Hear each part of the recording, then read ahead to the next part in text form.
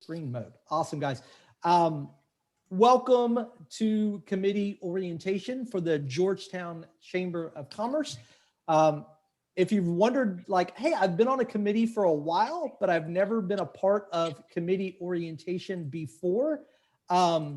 This is the first time we have done this program. Last year, our board of directors, I saw Tiffany, I saw your go, oh, that makes sense. In 2020, our board of directors approved a committee handbook. And part of our committee handbook states that each committee member will, one, acknowledge that they attended committee orientation or watched the video. So you are live, so you get it today and get to ask questions. And then for those who can't make it, we'll be a part of it. Allison, I'm hearing some background. I'm going to mute some people.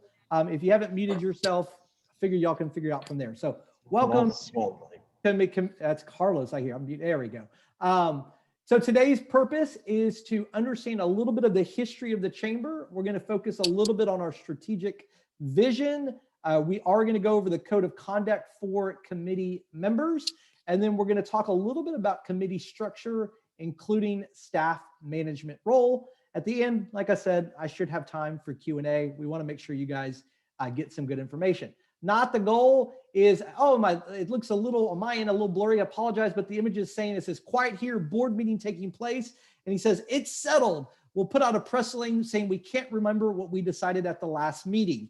We do not want our committees to be like that. We want you to know what took place and that you are prepared to help carry out the program of work.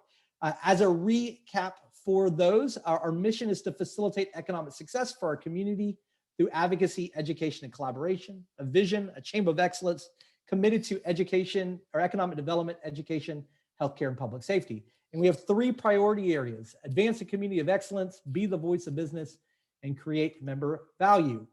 You might wonder why people choose to be members. The vast majority of our businesses join for growth, visibility, and credibility. A lot of the programs that you're involved in are associated with that. So you might serve on the Leadership Georgetown Committee, which is a program that provides people education, opportunities to grow professionally. You might be an ambassador, which is a great committee program that is definitely involved with our members finding growth, visibility, and credibility. Or you might serve on the Healthcare Alliance Committee. And a lot of our members have that opportunity to connect through those areas. So that's the vast reason most of our members join the chamber. But I want to remind you, your chamber is credibility. We've been here since 1947. On the right is the square. On the left is Marseille, France, where the first chamber was created in 1599. Chamber is education. We are not the public school system, but we want to provide high quality education to our members and provide them an opportunity to learn. I see some people smiling. They're realizing this is their Leadership Georgetown retreat photo pre-COVID. I'm saying that very thing. This is not this year. This was back in 2019, but a great photo of them coming together at the conclusion of their event. The chamber is also credibility. Again, we've been here since 1947. People choose to do business with people that know, they trust, and they like.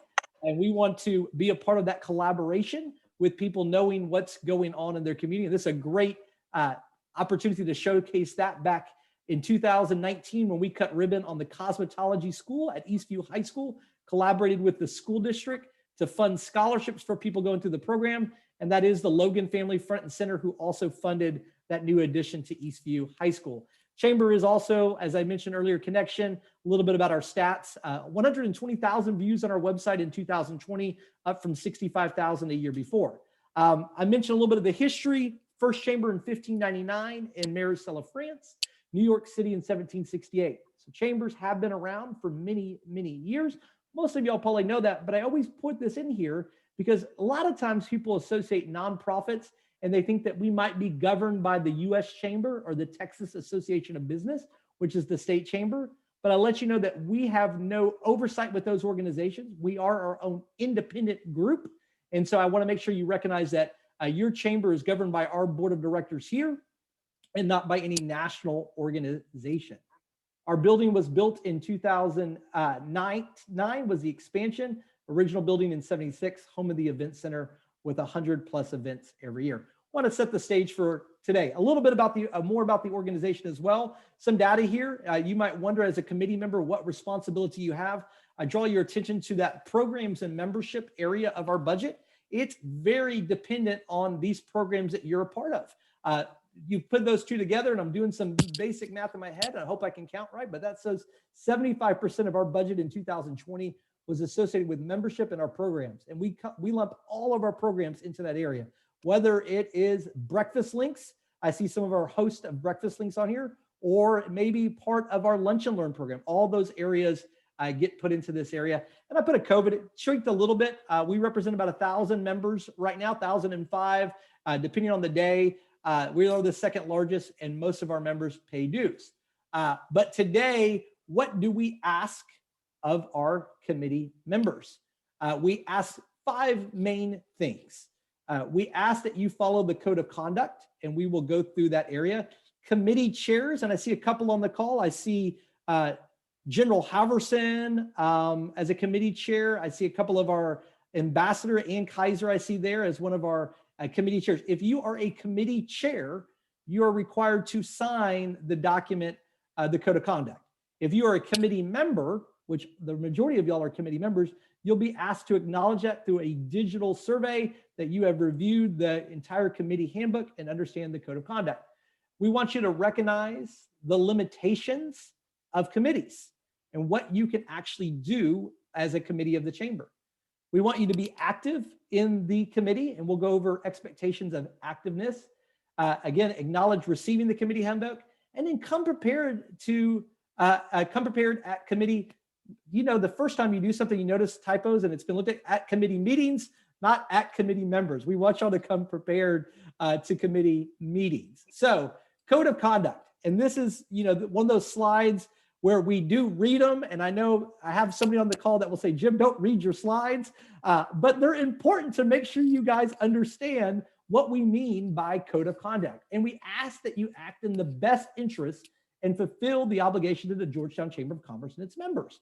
When you're sitting here, you might represent a business, but when you're serving on a committee, we want to make sure that you're making decisions and making recommendations up to the board that are in the best interest of the chamber. To act honestly, fairly, ethically, and with integrity. We want you to make the right decisions, to conduct themselves in a professional, courteous, and respectful manner. For many of y'all, we have all been on committee together. Sometimes your competition might be on the call as well, but we do ask that you do remain courteous when you're representing the chamber on a committee. To comply with all applicable laws, rules, and regulations. If you have any questions on rules and laws, let us know, and we can get you on that, but we want to make sure we're acting legally.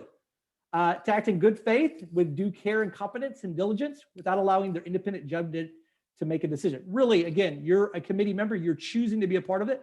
Nobody, I'm looking at the room, nobody was forced to be on the committee, I'm pretty sure. I don't know, maybe somebody's arm was twisted. Randy Hartford's raising his hand. Randy was forced to be on the committee. General Haverson, I don't know what the MAC committee would do without you running it. But we appreciate and recognize that this is volunteer. And we want to make sure that you're using good judgment. Conflict of interest. Occasionally, committees will be making the recommendations up to the board of directors. That might be a conflict of interest for your organization. So let's say the chamber decided to start, and I'm going to use Randy Hartford because I know him so well. We started to get in our own natural gas. We decided to, we found a place and we're going to start selling natural gas on the side.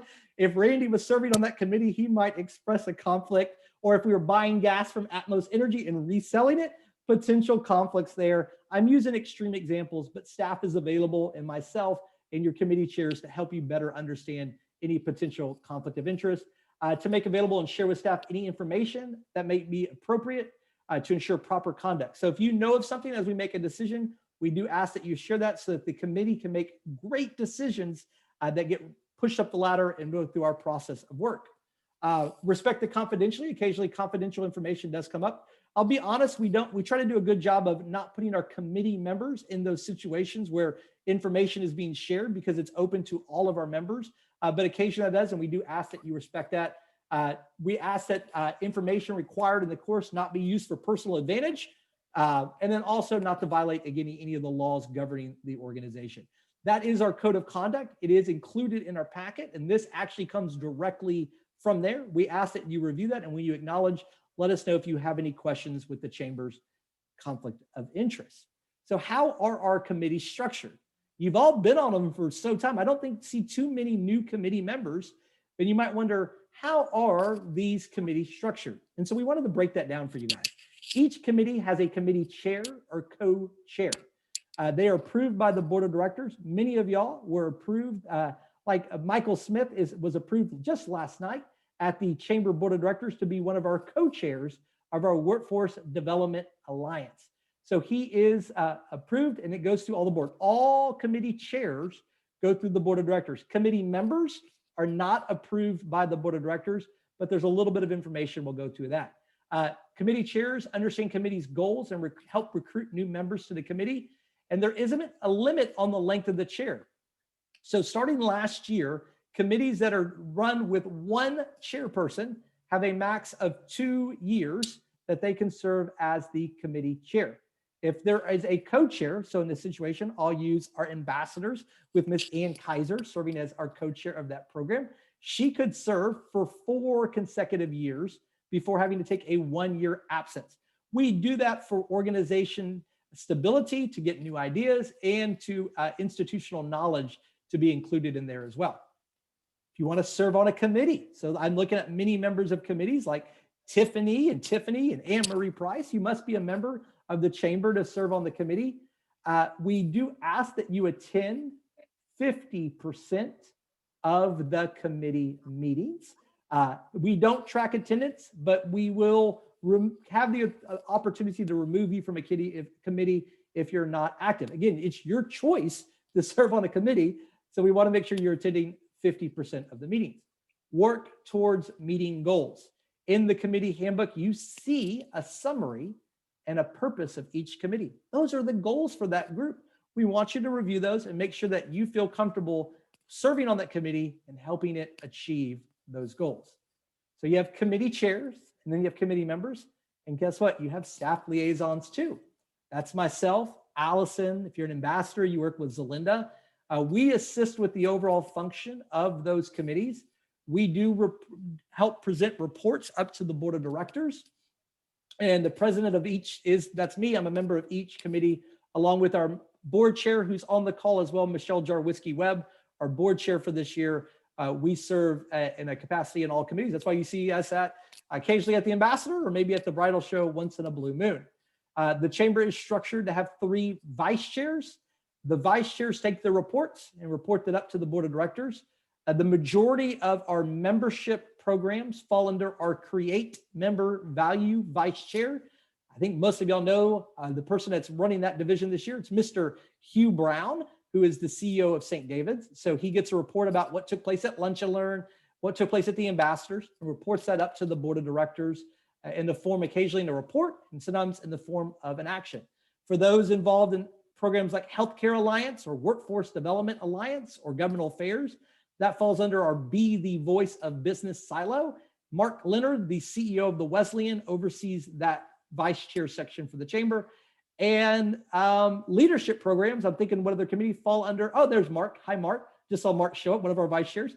Our leadership programs fall under Advance a Community of Excellence. Karen Sofker, who is with All Things Kids Scoops, takes on that. So that's a little bit about our structure. So again, you have committees, members, a committee chair, a staff liaison working very closely with that committee chair, and that information goes up to the vice chair for reports over to the board of directors. There's a little bit of a difference, and this is a new information that we put into this presentation just to make sure. The chamber has 4 standing committees that are defined in our bylaws, and that is HR and Governance, Nominating Committee, Finance Committee, and Governmental Affairs. Those are 4 committees that the chamber defines in our bylaws. The rest are defined in policies and are included in the program of work, and those are what we refer to as ad hoc committees. They can go away when a project is done or combined with another one. Some of y'all go, well, when does that actually happen, Jim? Have y'all ever got rid of a committee? Yes, we have. For those who have been involved in the organization for a couple of years, you might remember that the chamber used to do a bar bid queue. Raise your hand if you remember the bar bid queue. A couple people raising their hand. Yeah, you remember that event. That was an ad hoc committee. And when in the 2019 program of work no longer included that, the committee was dissolved and went away. We currently have over 12 ad hoc committees. To be candid, most of these do continue year after year, but for this year, an example of a new committee that's being started is we have a Women in Business committee that is getting started. And so you'll see some information about being involved in that. Or for those who are involved in our leadership programs, we will be enhancing our junior leadership Georgetown committee as well.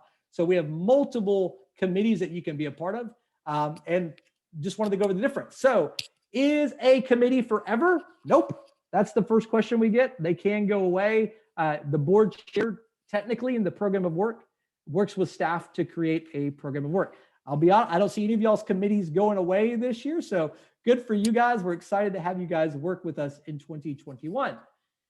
Can a committee spend money? That is a common question we get. Each committee has limitation of authority and cannot bind the organization without approval of the board. Committees ultimately make recommendations. So using the bridal show as an example, it's a good one. They might say, hey, years ago, they made the decision and recommendation to go to the Sheridan for the bridal show. Now, the committee can't sign the contract. The staff liaison can't sign the contract. It goes and gets discussed at the board of directors, and that's where the authority comes in, and that's the authority. Now, you might get told that, hey, there's a portion of the budget that we're trying to use for marketing of an event, and the committee might make a recommendation to say, hey, I suggest that you use that on Facebook over Twitter. I'm trying to use an example of when those budget items would go from there. Can I serve on multiple committees? Yes, you can. Some of y'all are serving on multiple committees right here. Some of y'all are ambassadors like Nick, but also serving as a co-host to Breakfast Links. So they're serving on multiple committees as well. Jerome is an ambassador and also serves on the board of directors. Again, for committees though, we require that you attend 50% of the meetings or recommend and then work toward meeting the goals. Again, you're volunteering to be a part of this process, and we want to make sure that it is enjoyable for you guys as well. So again, I said I wanted to keep this short and leave time for some Q&A. Those were the most common questions we had prior to this. Reminders: recognize the code of conduct and limitations of authority for committees. Be an active member of the committee. That means show up and be a part of the conversations. Come prepared to the committee meetings. I got that right there. I didn't say come prepared to committee members. And enjoy the experience, guys. This is a way that you can get involved. Earlier, I mentioned growth, visibility, and credibility are a lot of the reasons that our members join. Use committees as an opportunity to grow your business, to learn more about your personal passions, and be involved in helping us. This chamber was established in the 40s. When we came around, we weren't doing events. We weren't doing luncheons. We were moving the needle for businesses. And the committees really do help us do that. You might not realize how much you help us and how much support. We wouldn't be able to do 200 plus events every single year if it wasn't for you guys volunteering your time and serving on the committee. I'll end with, in December, we were going to host our very first ever volunteer appreciation luncheon, where all of our committee members were going to get a barbecue sandwich, some chips, and have a great program. Unfortunately, due to COVID, that got canceled. We do still appreciate all you guys do. And as soon as we can do that comfortably, we will be back with you guys for a volunteer luncheon, barbecue sandwiches, and all the fun. So guys, thank you for being here. We still have a couple minutes, and I'm going to see if there's any questions about committee orientation or something that maybe needs to go into a little bit more detail, and I will gladly answer that and stop sharing my screen. So I'm going to pause and say what Tiffany asked, Jim, please address how people get involved in a specific committee. Committees are, you identify the staff liaison, you let them know that you are interested in serving on the committee. Some committees have restrictions on who can be involved with it. And I'll use the Healthcare Alliance as an example. We want to make sure that that committee is made up of people that are directly involved in the healthcare profession, and that it doesn't become a solicitation opportunity for members that really involved. So we might say, hey, you're interested in being a part of that committee, but it might not be a good fit, and we can gear you to the other one. Some of our committees are as simple as, hey, I want to be a part of the bridal show, but if you're not in the bridal show, it might not make sense on that end. But you'll speak with the appropriate staff liaison, and we'll help guide that process. Ambassadors have point requirements, so they have to go above the 50%. So it really it depends on that type of situation and what you can be involved. No, I can't send you a personal. Ron Swain asked if he could get his own barbecue sandwich sent to his house. No, Ron, we will make sure we get that to you guys in the Italy. Carlos asked what part of France, because he just wants me to say Marsala, France. I butcher that every time I say that, and I know he's just picking on me on that end. Does anybody have any additional questions on committee expectations and thoughts? Great. That means we covered some good information for you guys. What's going to happen next is you will receive an email from your staff liaison for the program with a very brief email me survey that you are just going to put that, yes, I have attended orientation or reviewed the recording of this video, and 2, that you acknowledge that you received the committee handbook and have reviewed that.